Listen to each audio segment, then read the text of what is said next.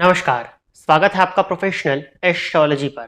मैं यशराज तिवारी आज आप सभी के सम्मुख उपस्थित हुआ हूं गुरु राशि परिवर्तन 2024 प्रभाव को लेकर।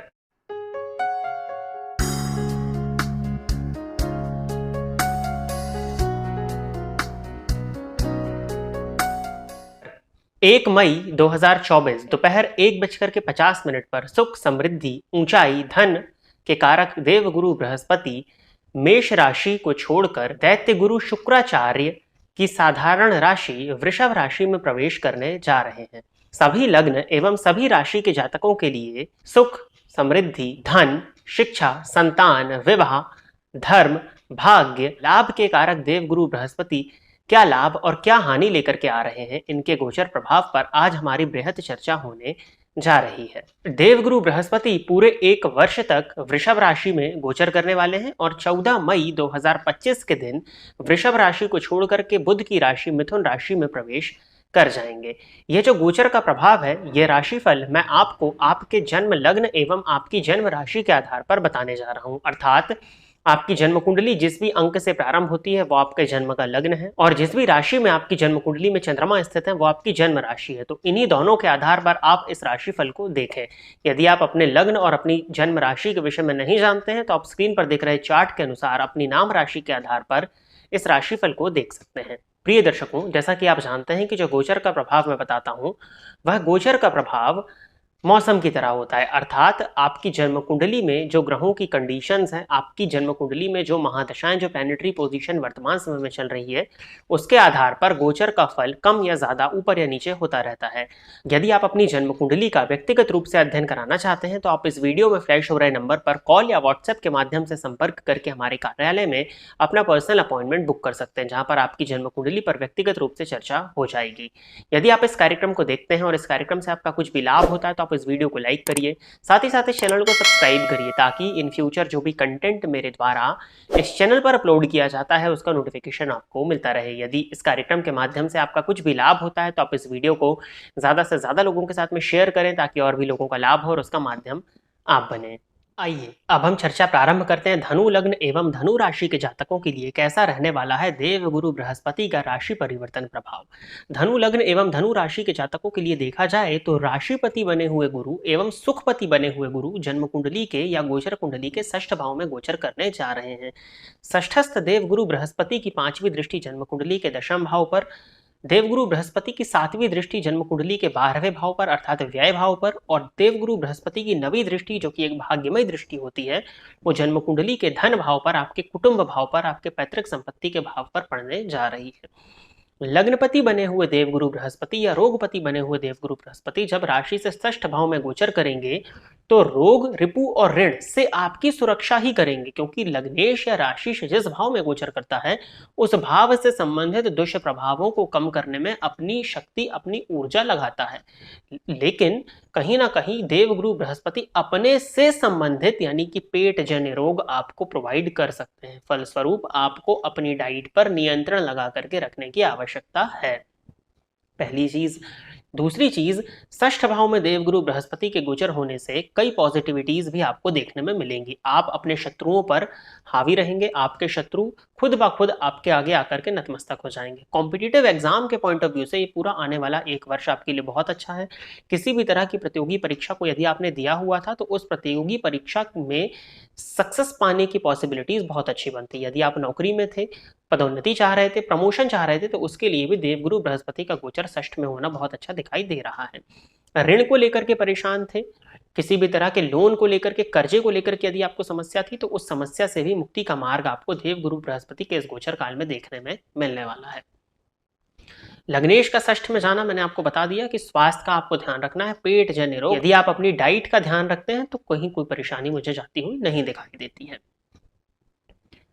देवगुरु बृहस्पति की 5वीं दृष्टि जन्म कुंडली के दशम भाव पर पड़ेगी। करियर में ग्रोथ के लिए बहुत अच्छा है, पदोन्नति के लिए बहुत अच्छा है। बॉस के साथ यदि संबंध खराब थे तो उन संबंधों को ठीक करने के लिए समय काफी अच्छा दिखाई पड़ रहा है। कलीग्स के साथ में यदि आपके संबंध खराब थे तो उन संबंधों को ठीक करने के लिए समय अच्छा है।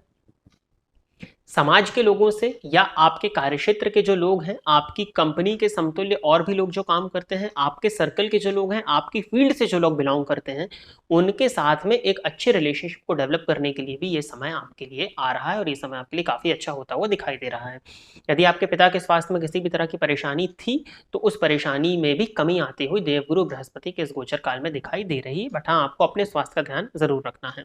देवगुरु बृहस्पति की दृष्टि जन्म कुंडली के 12वें भाव पर पड़ रही है, जो कि आपको धर्म कर्म पर व्यय करने वाला, गलत व्यय से, क्योंकि शनि और राहु की दृष्टि 12वें पर थी, जिसके चलते कुछ हद तक गलत व्यय भी आपके द्वारा हो रहे थे। जहां व्यय नहीं होने चाहिए थे वहां भी व्यय हो रहे थे। तो देव गुरु बृहस्पति राशि परिवर्तन करेंगे तो उन व्यय पर लगाम लगा देंगे। वो व्यय आपके काफी हद तक कंट्रोल्ड होते हुए दिखाई दे रहे हैं।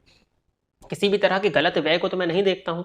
दो पापक ग्रह तो देख ही रहे हैं 12वें भाव को, जिसके चलते जो गलत व्यय अगर इतना हो रहा था तो वो इतना ही होगा, तो काफी हद तक कमी उसमें आ जाएगी। तो इसको हम एक बहुत बड़ी क्षति की पूर्ति ही कहेंगे। 12वें भाव पर गुरु की दृष्टि है। आपको सलाह यही दूंगा कि अपने धन का जो भी आप इनकम जनरेट करते हैं, कुछ हिस्सा मंदिर इत्यादि में दान करें, धार्मिक कृत्यों पर लगाएं, तो ये आपके लिए काफी अच्छा होगा। साथ ही साथ 12वें भाव पर गुरु की दृष्टि, यदि किसी तरह की समस्या में आप थे तो उस समस्या से मुक्ति का भी मार्ग आपको देने वाली है। कोर्ट कचहरी की कोई स्थिति बन रही थी तो उससे भी आपको निकलने का रास्ता आने वाले समय में देखने में मिल सकता है।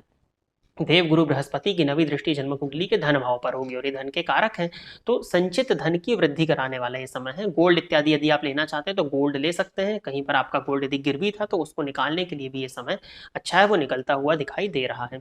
कुटुंबी जनों के बीच में यदि किसी चीज को लेकर के विवाद था तो वो विवाद सॉल्व होता हुआ दिख रहा है। कुटुंब के बीच का माहौल अच्छा होता हुआ दिखाई दे रहा है। कुटुंब में किसी नए मेहमान की आगमन की भी संभावनाएं बन रही हैं। साथ ही साथ में पैतृक संपत्ति को लेकर के यदि कोई विवाद था, किसी संपत्ति को बेचने को लेकर के यदि आप परेशान थे, तो वो भी सोल्यूशन आपको देव गुरु बृहस्पति के इस गोचर काल में देखने में मिल जाएगा।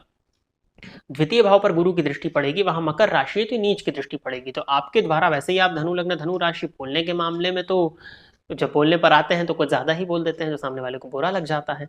तो द्वितीय भाव पर जब गुरु की दृष्टि पड़ेगी तो आपको अप्रिय बोलने से बचना है। कुछ अगर अप्रिय आपके द्वारा बोला जाता है तो आप व्यर्थ की शत्रुता मोल ले लेंगे। शत्रु आपका कुछ बिगाड़ नहीं पाएंगे, परंतु शत्रुता होना भी कहीं आपके लिए बहुत अच्छा नहीं माना जाएगा। वो आपके आध्यात्मिक मार्ग में ही बाधा उत्पन्न करने वाला है।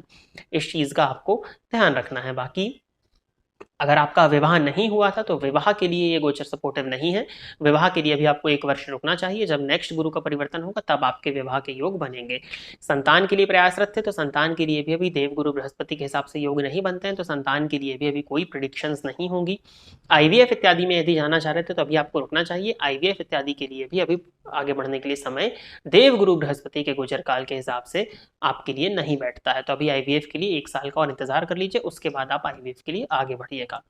धनु लग्न एवं धनु राशि के जातकों के लिए यदि हम उपाय की चर्चा करते हैं तो जो आपको स्क्रीन पर मंत्र देखने में मिल रहा है, देव गुरु बृहस्पति का बीज मंत्र है। इस मंत्र का गुरुवार से प्रारंभ करके नित्य 1 माला आपको जाप करना चाहिए। साथ ही साथ घर के आसपास किसी भी मंदिर में जाकर के, स्पेशली अगर संभव हो तो हनुमान जी का मंदिर देख लीजिए और वहां की साफ सफाई करिए। उस मंदिर में यदि किसी चीज की जरूरत होती है तो आप उस चीज को आप प्रोवाइड कराइए। आपने जाकर के देखा कि मंदिर में पंखा नहीं है तो पंखा आपने उस मंदिर में लगवा दिया। सफाई कर्मचारियों की यदि वहां पर आवश्यकता है तो आपने सफाई कर्मचारियों को वहां पर भिजवा दिया। मंदिर की देखरेख में, मंदिर में जिन भी चीजों की जरूरत पड़ती है, यदि उन चीजों को जुटाने में आप अपना योगदान दें, आप अपना श्रम दान दें, आप अपना धन दान दें, ये उपाय ही करना आपके लिए इस वर्ष में काफी अच्छा मैं देखता हूँ। बाकी धर्म कर्म करते रहिएगा। काफी हद तक आपकी धार्मिक यात्राएं भी दिखाई पड़ रही हैं, क्योंकि गुरु का संबंध 12वें भाव से बनी रहा है। तो आपको धर्म कर्म में रुचि दिखानी भी चाहिए और धार्मिक यात्रा यदि आप करते हैं तो ओवरऑल ये देव गुरु बृहस्पति का गोचर आपके लिए ठीक है। जिन सावधानियों को मैंने रखने को कहा है उन सावधानियों को अवश्य रख लीजिएगा। तो प्रिय दर्शकों, ये था धनु लग्न एवं धनु राशि के जातकों के लिए देव गुरु बृहस्पति के राशि परिवर्तन का ये राशिफल। आशा करता हूं कि धनु लग्न एवं धनु राशि के जातक मेरे द्वारा बताए गए इस राशिफल के कार्यक्रम से संतुष्ट होंगे। यदि आप इस कार्यक्रम को देखते हैं और इस कार्यक्रम से आपका कुछ भी लाभ होता है तो आप इस वीडियो को लाइक करिए, साथ ही साथ इस चैनल को सब्सक्राइब करिए, ताकि इन फ्यूचर जो भी कंटेंट मेरे द्वारा इस चैनल पर अपलोड किया जाता है उसका नोटिफिकेशन आपको मिलता रहे। यदि इस कार्यक्रम के माध्यम से आपका कुछ भी लाभ हुआ है तो आप इस वीडियो को ज्यादा से ज्यादा लोगों के साथ में शेयर करें, ताकि और भी लोगों का लाभ हो और उसका माध्यम आप बने। आज के इस कार्यक्रम में बस इतना ही रखते हैं। नमस्कार।